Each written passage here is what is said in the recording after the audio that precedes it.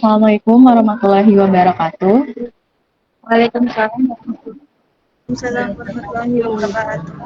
salam teman-teman semua. Jadi, ini tentang topik yang cukup sering dibahas dan juga sering jadi bahan perdebatan, yaitu tentang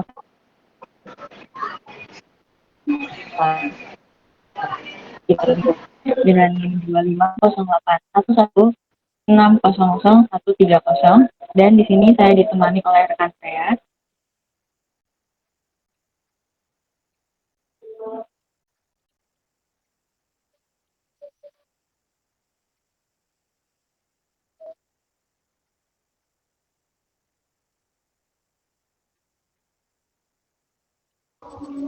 Baik, perkenalkan nama saya Nadia Safwa Zahra dengan NIM 250533624861.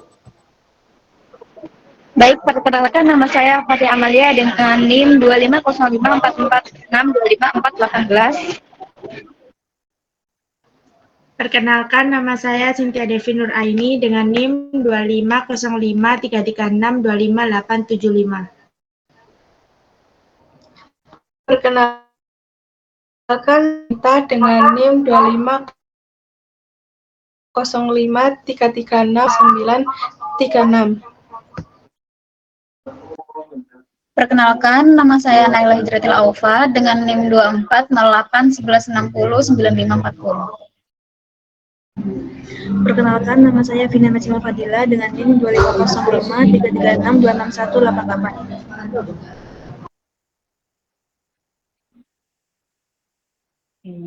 Udah perkenalan semua kan ya? Oke, baik. Sekarang kita segmen yang pertama yaitu membahas tentang fakta.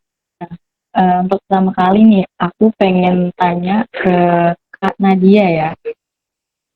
Halo Kak Nadia. Kak Nadia, aku mau tanya nih. Apa sih Kak yang Kakak ketahui tentang sejarah awal munculnya feminisme di dunia barat dan bagaimana perbedaan konteksnya dengan masyarakat muslim?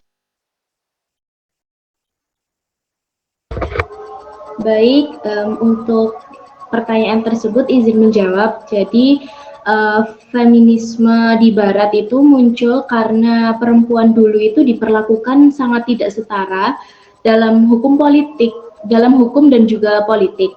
Nah, mereka itu kan tidak boleh kayak sekolah yang tinggi-tinggi, kemudian tidak memiliki hak milik, kemudian tidak boleh untuk memilih, dan juga mereka itu dianggap milik suami dan oleh hukum barat. Lama itu mereka dianggap milik suami gitu. Nah, jadi feminisme itu lahir untuk melawan ketidakadilan tersebut.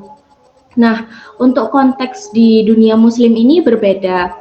Karena sejak awal di Islam itu perempuan sudah mempunyai hak-hak dasar yang di barat itu baru muncul berabad-abad kemudian. Nah, contoh hak-hak yang telah ada itu seperti hak waris, kemudian hak untuk punya harta sendiri, kemudian hak mahar, hak cerai dalam kondisi tertentu, dan perempuan dalam Islam itu boleh belajar dan berpendapat di publik. Nah, jadi gerakan perempuan dalam Islam itu lebih fokus pada meluruskan praktik budaya yang patriarkis dan bukan melawan ajaran agama gitu. Jadi untuk simpelnya itu kayak feminisme di barat itu lahir dari ketidakadilan hukum yang parah. Nah, gerakan perempuan di dunia muslim ini lahir dari upaya menguatkan kembali nilai-nilai Islam yang menjamin hak-hak perempuan, tetapi sering tertutupi oleh budaya patriarki, seperti itu. Baik, terima kasih Kak Nadia atas jawabannya. Mungkin bisa dilanjutkan ke narasumber selanjutnya. Baik Kak, feminisme menurut pandangan Islam secara umum dalam konteks Islam, feminisme dipandang sebuah gerakan sosial dan politik yang berupaya untuk satu, menyetarakan ketidakadilan gender. dan pembebasan perempuan sebagai makhluk ciptaan Allah. Dan yang kedua ada menyetarakan dan memperlakukan perempuan, karena di zaman dulu perempuan itu sering mendapatkan penindasan yang disebabkan oleh sistem sosial. Dan di sini Islam menjadikan feminisme, yaitu menyetarakan gender dari gender laki dan perempuan disamaratakan, karena di mata Allah mau gender perempuan mau gender lelaki itu kesetaraannya sama dalam hal ibadah, dalam hal pahala, dan dalam hal yang berkaitan dengan Allah. Dan di sini apakah perbedaan gender dan feminisme sama? Jadi perbedaan gender dan feminisme itu berbeda, tetapi mereka sangat berkaitan. Baikkah? Oke, baik. Terima kasih atas jawabannya. Kita lanjut ke pertanyaan selanjutnya ya. Kalau bicara feminisme, secara nggak langsung kan bersinggungan juga sama yang namanya tuh identitas gender dan disorientasi seksual. Nah, di sini aku ingin tahu pandangan dari Kak Ratna ya. Menurut Kak Ratna, apa pemahaman Kak Ratna tentang disorientasi seksual orang dahulu dan di zaman modern sekarang dalam menyikapi?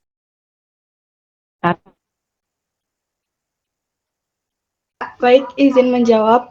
Untuk pemahaman tentang disorientasi seksual itu biasanya digunakan untuk menggambarkan kebingungan seseorang tentang orientasi seksualnya.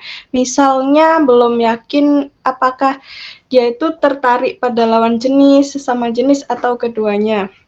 Untuk kebingungan ini tuh bisa muncul karena faktor sosial atau tekanan budaya.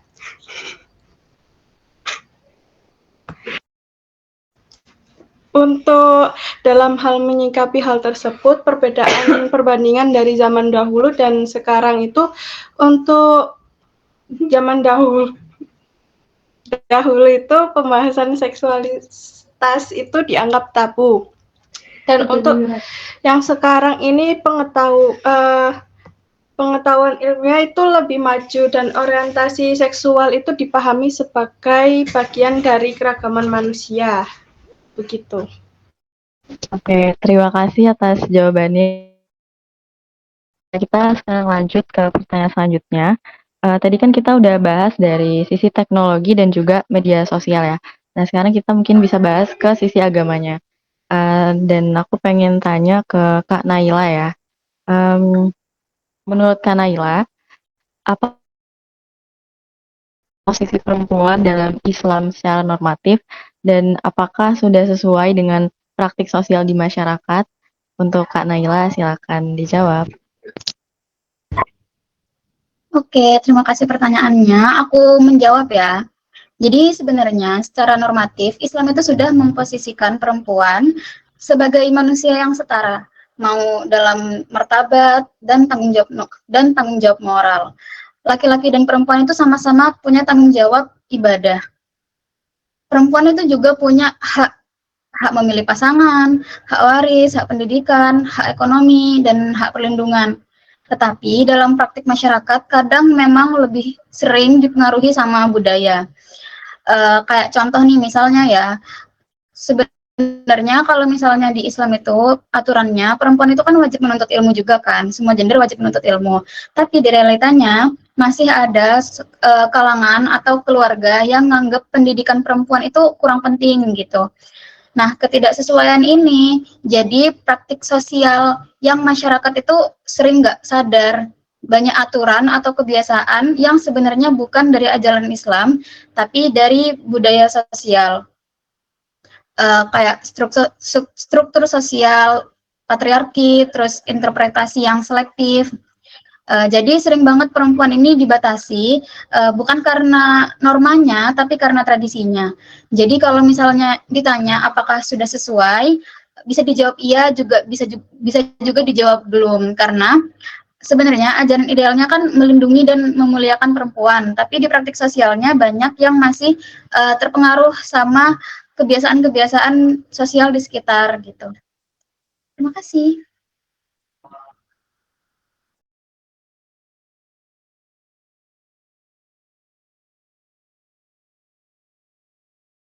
Iya.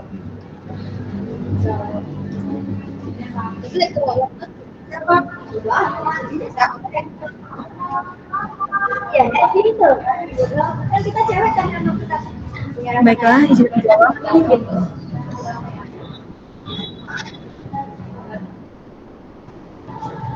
Baiklah, terima kasih pertanyaannya. Baiklah, saya akan jawab. Ya, pasti tentu ada perbedaan pendekatan antara ulama klasik dan ulama modern dalam isu feminisme dan seksualitas. Jadi, kalau misalkan ulama klasik itu hidup dalam konteks sosial yang berbeda dan patriarki yang sangat kuat dan penafsiran teks agama banyak bersifat literal. Sementara ulama kontemporer hidup dalam era modern dengan isu HAM, kesetaraan gender, juga perkembangan psikologi, sehingga pendekatannya lebih kontekstual. Jadi, bukan berarti ulama modern itu melemahkan agama, tapi mereka mencoba membaca ulang teks sesuai kondisi umat sekarang. Jadi, bedanya ada pada metodologi membaca teks dan konteks sosialnya. Mungkin jawabannya sampai sini.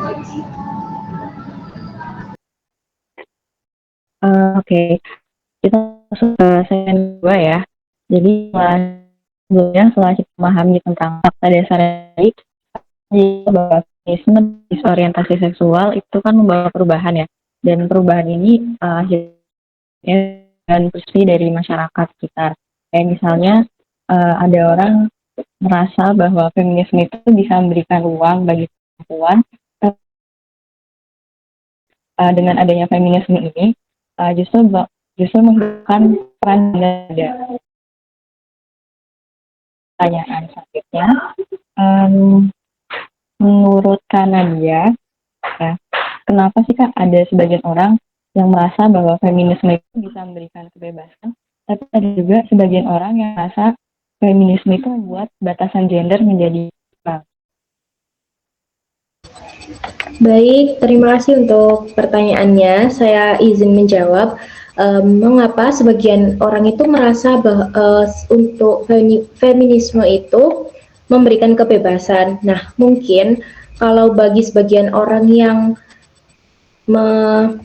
menganut hal tersebut, membebaskan perempuan dari batasan tradisional itu, misalnya kayak perempuan itu dari awalnya harus di rumah, terus perempuan tidak boleh bekerja, perempuan tidak boleh bersuara, itu diubah menjadi perempuan untuk bebas memilih karir, terus bebas untuk berpendapat, bebas menentukan pilihan hidupnya juga. Nah, bagi kelompok ini, feminisme itu sama dengan kesempatan atau pilihan dia. Jadi dia itu merasa memiliki kebebasan. Nah, lalu bagaimana dengan sebagian orang lain yang merasa feminisme ini malah membuat batas gender itu malah menjadi kabur gitu. Nah, untuk hal ini itu karena bagi sebagian orang tersebut itu, terutama yang menilai culture-nya itu konservatif atau religius, itu menganggap bahwa feminisme itu dapat mengaburkan batas antara laki-laki dan perempuan karena peran gender yang dulu jelas bahwa laki-laki itu pasti mencari nafkah. Nah, kalau perempuan itu pasti mengurus rumah. Nah, tapi kini itu dianggap menjadi fleksibel dan dapat dinegosiasi. Terus contoh lainnya juga mengubah definisi perempuan dan laki-laki. Nah, terutama ketika feminisme ini beririsan dengan teori gender modern. Nah, bagi kelompok yang beranggapan seperti ini, feminisme itu sama dengan perubahan struktur gender yang dianggap terlalu jauh gitu.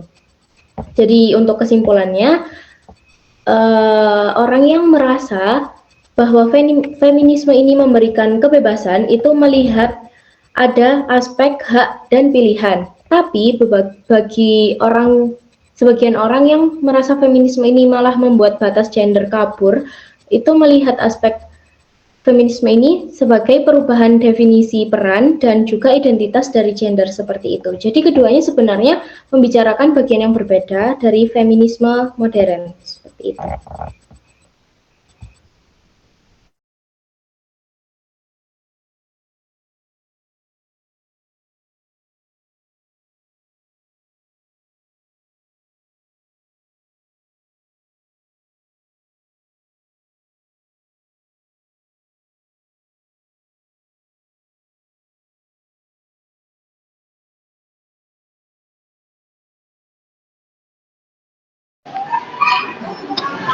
Oke baik, izin menjawab. Jadi menurut pendapat saya, disertasi seksual muncul akibat kombinasi kedua faktor tersebut. Itu paparan nilai-nilai baru yang masuk tanpa filter melalui internet dan media sosial. Memang menjadi pemicu eksternal yang kuat. Namun dampaknya menjadi buruk karena tidak diimbangi dengan pendidikan seksual yang baik. Tanpa bekal pendidikan yang cukup, seseorang tidak memiliki fondasi atau filter untuk memilah mana nilai yang sehat dan mana yang menyimpang, sehingga akhirnya memicu kebingungan arah atau disorientasi. Baik, jadi di sini kejelasannya bahwasannya pendidikan itu juga sangat mempengaruhi dan lingkungan juga sangat mempengaruhi. Jika lingkungan, jika pendidikan, jika dia ada di dalam lingkungan, tapi pendidikan dia tidak mem, pendidikan dan ternyata pendidikannya itu tuh nggak ngebantu dia untuk belajar mana sih hal yang baik, mana sih hal yang buruk gitu. Jadi walaupun dari lingkungannya baik, tapi kalau dari pendidikannya kurang itu juga tidak.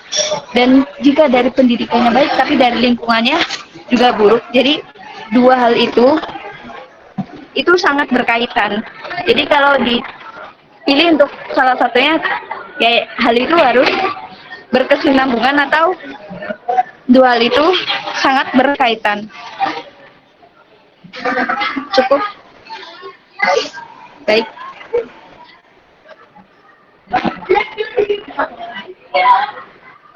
Baik, terima kasih atas jawabannya. Kita lanjut ke pertanyaan. Udah bahas tentang faktor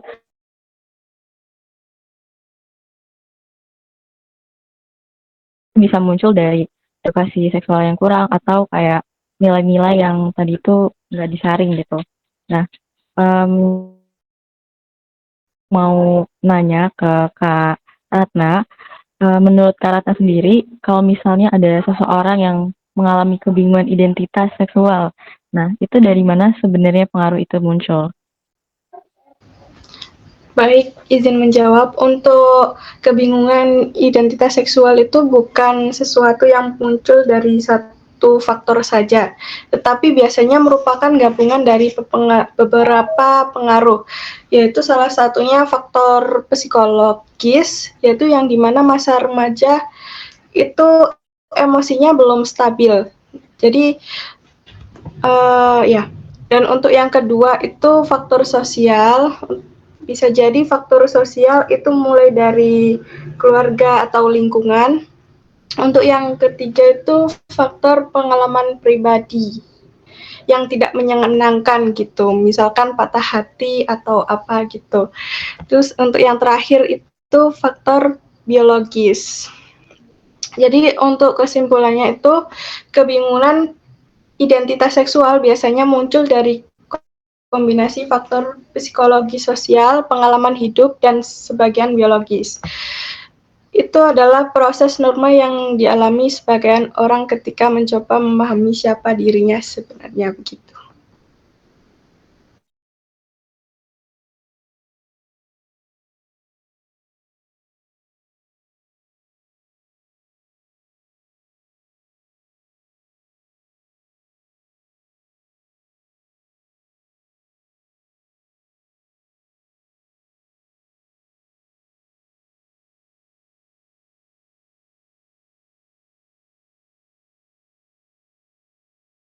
Menurut saya, tantangan terbesar bagi perempuan Muslim dalam memperjuangkan hak-hak mereka tanpa menentang syariat yaitu norma-norma patriarkal dan interpretasi tradisional teks agama yang membatasi peran mereka, sehingga sering menimbulkan tuduhan penyimpangan dari ajaran Islam. Selain itu, tekanan dari kelompok konservatif dan stigma sosial mengalami keterlibatan mereka di ranah publik, meskipun Islam menjamin hak-hak seperti kepemilikan harta, warisan, dan pelindungan kehormatan. Terus norma budaya dan interpretasi agama itu kayak norma patriarkal mendominasi masyarakat muslim di mana interpretasi konvensional syariat sering mengabaikan konteks historis dan mendiskriminasi perempuan dalam kepemimpinan atau hak keluarga. Terus ada resistensi solusi sosial dan modernitas. Itu tekanan modernitas menempatkan perempuan muslim di posisi dilematis, memenuhi tuntutan barat yang bertentangan dengan Islam atau menghadapi stigma konservatif atas partisipasi publik. Terus ada strategi mengatasi tantangan tersebut yaitu meningkatkan literasi agama, memungkinkan perempuan memperjuangkan hak-hak seperti penolakan pernikahan paksa atau perlindungan dari kekerasan dengan merujuk ayat Quran tentang martabat manusia, terus dengan kolaborasi dengan pemimpin agama dan berbagi kisah nyata dapat mengubah persepsi penegasan bahwa syariat justru melindungi hak perempuan. Seperti itu. Terima kasih atas jawabannya. Kita lanjutkan ya ke pertanyaan selanjutnya. Oke, seperti yang kita pahami ya, kita sebagai perempuan untuk menentukan pilihan kita sendiri. Tapi di saat yang bersamaan juga, kita juga tetap ingin mengikuti ajaran agama yang kita yakini. Ya, tapi tapi kan tapi kan dua hal ini tuh nggak setiap saat kita bisa jalani secara bersamaan. Nah, untuk itu aku pengen tahu pandangan dari Kak Naila. Menurut Kak Naila sendiri, bagaimana sih Kak cara perempuan Muslim untuk bisa menyeimbangkan antara keinginan atas dirinya sendiri dan norma agama? Oke, terima kasih pertanyaannya. Aku jawab ya. Jadi biasanya yang bikin perempuan Muslim bingung itu kan karena pertama dia tuh punya keinginan pribadi yang pengen dijalanin, tapi di sisi lain dia tuh juga nggak mau keluar dari aturan yang dia yakini gitu, atau ya norma agama itu tadi. Nah, cara menyeimbangkannya gimana? Sebenarnya perlu diketahui dulu mana yang emang prinsip moral agama dan mana yang cuma tekanan sosial budaya atau kebiasaan sosial di sekitarnya gitu. Soalnya kadang yang kita kira aturan agama sebenarnya itu adalah kebiasaan di masyarakat. Setelah itu perempuan itu perlu melihat kemampuan dirinya, kayak apa yang penting untuk dia secara pribadi, terus apa yang dia siap tanggung resikonya, terus apa yang dia nggak bisa kompromi dari resikonya. Dari situ baru bisa cari titik tengah yang nyaman dijalanin untuk perempuan muslimah itu tadi. Tapi tetap masih sesuai sama nilai agama yang dia yakini.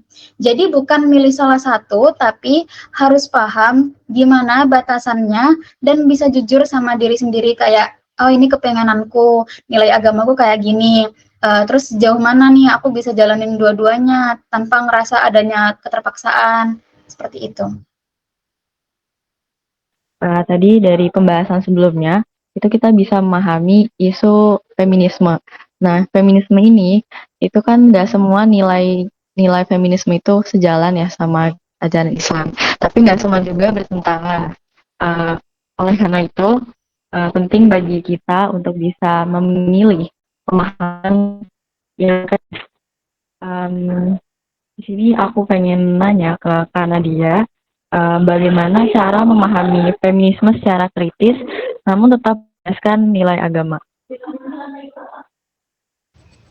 Baik, untuk cara memahami feminisme secara kritis tapi tetap berpegang pada nilai agama itu sebenarnya simpel sih.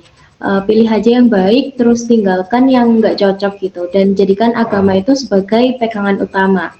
Nah, untuk cara-caranya itu mungkin yang pertama itu ada ambil bagian feminismenya yang memang sejalan dengan ajaran agama, seperti soal keadilan, terus menghargai perempuan, terus melawan kekerasan dan memberi ruang untuk pendidikan. Nah, terus kalau ada bagian yang bertentangan dengan nilai agama, misalnya konsep gender yang terlalu bebas, itu hal-hal yang melampaui batas, itu ya dikritisi aja, nggak harus diterima. Terus ingat bahwa nggak semua hal itu terlihat patriarkis. Itu dari agama, kadang juga budaya yang numpuk dari dulu. Jadi feminisme itu bisa dipakai buat bantu melihat masalah sosial, tapi keputusan akhirnya itu tetap balik ke nilai agama seperti itu.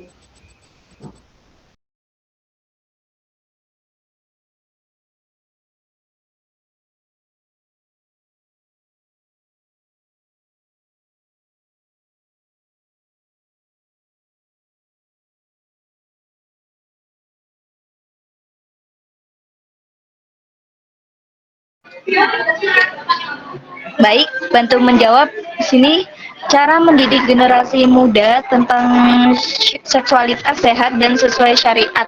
Sini ada tanamkan nilai dasar yang pertama, yaitu rasa malu yang positif, menjaga aurat, adab pergaulan dan tanggung jawab. Dan yang kedua ada komunikasi terbuka sesuai usia. Seperti contohnya anak itu komunikasi terbukanya contohnya privasi tubuh, sentuhan aman atau tidak aman. Dan ada remaja. Remaja itu seperti pubertas, batasan pergaulan, larangan zina, tanggung jawab. Terus yang ketiga ada ajaran kesehatan reproduksi secara ilmiah dan islami seperti pubertas, kebersihan, PMS, fungsi tubuh dan lain-lain. Terus yang keempat ada pendekatan penuh. Di situ yaitu menghakimi anak atau buat anak merasa aman ketika bertanya. Dan yang kelima ada literasi digital, yaitu bahaya pornografi, etika, berkomunikasi online, menjaga privasi. Yang keenamnya ada keteladanan orang tua atau guru, yaitu tunjukkan akhlak, adat terhadap lawan jenis dan hubungan keluarga yang sehat. Yang ketujuh adalah lingkungan pendukung, yaitu seperti komunitas positif, mentor yang kompeten. Terus ada lagi yang ke-8 yaitu keterampilan hidup, yaitu kendali diri, menolak tekanan teman, membuat keputusan sesuai syariat. Dan di sini ada yang ke-9 aktor konseling, yaitu seperti ustadzah atau konselor tenaga kesehatan yang mengerti syariah. Terus yang ke-10 yaitu ada pemahaman tentang pernikahan seperti fungsi syar'i, kemuliaan, dalam pernikahan dan tujuan keluarga sakinah. Cukup dari saya. Oke, terima kasih atas jawabannya. Kita lanjutkan ya. Proses terbentuknya identitas seseorang itu kan bisa berasal dari lingkungan ya, lingkungan keluarga, lingkungan sosial, ataupun dari nilai agama. Berkaitan dengan hal ini, aku mau menanya ke Kak Ratna, ya, Kak Ratna, keluarga, sekolah, dan juga lembaga dakwah dalam menyikapi isu disorientasi seksual. Baik, untuk keluarga, sekolah, dan lembaga dakwah itu memiliki peran penting, yang dimana itu saling melengkapi dan menyikapi tentang isu disorientasi seksual. Untuk yang pertama itu, keluarga itu perlu memberikan komunikasi yang hangat dan edukasi seksual dasar, serta penanaman nilai moral yang bijak agar anak itu merasa aman dan tidak tertekan. Untuk yang sekolah itu berperan menyediakan pendidikan yang secara baik, yang ilmiah, terus lingkungan yang aman dari bullying, serta pendampingan konselor bagi siswa yang mengalami kebingungan identitas.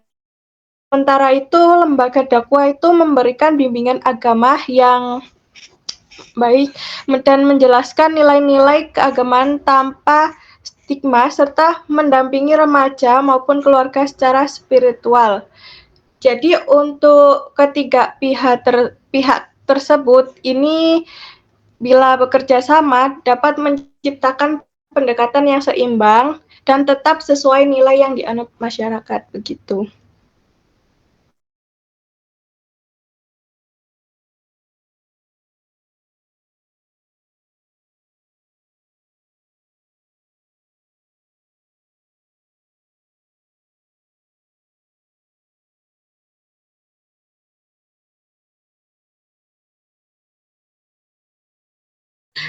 Baik, saya akan menjawab pertanyaan bagaimana cara menemukan titik tengah antara kebebasan individu dan tanggung jawab moral. Yaitu kebebasan individu dan tanggung jawab moral dapat dicapai ketika seseorang menggunakan kebebasan secara sadar dengan mempertimbangkan dampak bagi diri sendiri dan orang lain. Kebebasan bukan dihapus, tetapi diarahkan oleh nilai moral sehingga tidak berubah menjadi tindakan sewenang-wenang atau merugikan kepada orang lain, yaitu dengan memahami batasan kebebasan. Secara etis, manusia dianggap bebas justru karena bisa memilih dan karena layak diminta pertanggungjawaban atas pilihannya. Banyak pemikiran moral menegaskan bahwa kebebasan tanpa batas akan merusak tatanan sosial dan bahkan merugikan perilaku sendiri. Sedangkan kebebasan yang terlalu dibatasi mematikan kepribadian dan kreativitas. Terus yang kedua ada prinsip praktis menemukan titik tengah, yaitu dengan uji dampak. Sebelum bertindak, sebaiknya tanyakan apakah ini merugikan diri sendiri atau tidak. Terus yang ada kesadaran nilai, tindakan tersebut bernilai bila dilakukan dengan pengetahuan dan kesadaran, bukan sekedar ikut-ikutan atau terpaksa. Ada sikap timbal balik, kebebasan diri diukur dengan kebebasan orang lain. Jika pilihan kita itu menghapus ruang orang lain untuk hidup bermartabat, berarti keseimbangan itu sudah bergeser dan perlu dikoreksi lagi. Terus yang terakhir ada perspektif etika Islam. Dalam etika Islam, manusia diberi kebebasan berbuat, tetapi setiap perbuatan akan diminta pertanggungjawaban di akhirat, sehingga kebebasan selalu terkait kesadaran akan konsekuensinya spiritual dan sosial. Seperti itu. Terima kasih. Oke, terima kasih Kak Cynthia atas jawabannya. Kita lanjutkan ke pertanyaan selanjutnya. Ini untuk Kak Nayla, bagaimana cara seseorang bisa membangun identitas seksual yang stabil dan sehat tanpa mengurangi nilai spiritualisnya? Oke, aku mau menjawab ya. Jadi identitas seksual itu kan berkembangnya dari proses pengenalan diri nih. Kayak apa yang kita rasain, nilai apa yang kita anut, terus lingkungan seperti apa yang mempengaruhi kita. Nah, gimana biar identitasnya stabil? Seseorang itu perlu jujur sama dirinya sendiri. Tapi di saat yang sama, kalau dia punya nilai spiritual, itu tetap jadi bagian dari pertimbangannya. Jadi bukan harus milih salah satu gitu. Kayak pahamin dulu nih batasan pribadinya apa, nilai agama bagaimana yang mengatur. Terus lihat gimana dua hal itu bisa jalan bareng tanpa saling bentrok gitu. Kalau bingung bisa cari bantuan ke orang yang lebih paham kayak tokoh agama atau ke psikolog gitu. Jadi identitas seksual yang stabil itu bukan berarti semuanya udah jelas dari awal, tapi lebih ke proses ngejalanin gimana kamu kenal dengan diri kamu sendiri sambil tetap sadar kalau nilai spiritual itu termasuk bagian dari hidup, bukan beban tapi acuan yang mengatur jalan kehidupan kamu. Seperti itu. Terima kasih.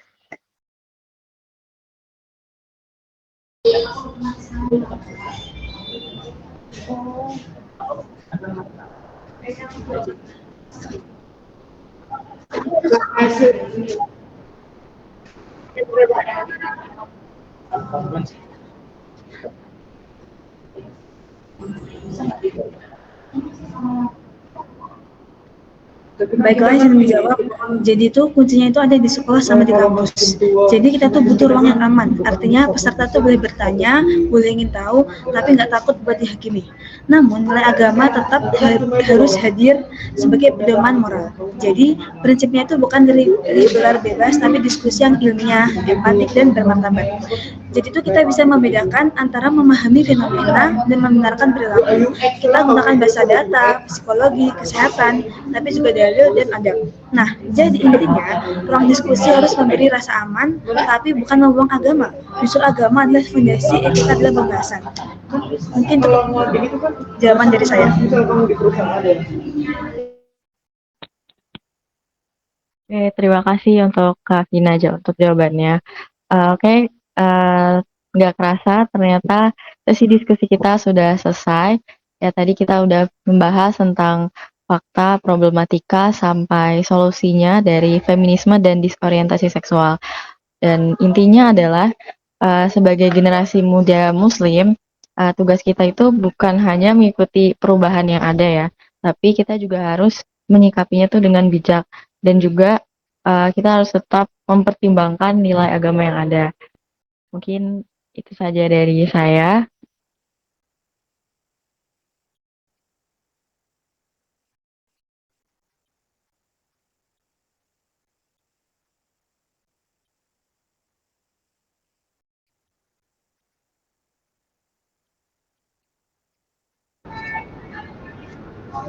Waalaikumsalam warahmatullahi wabarakatuh.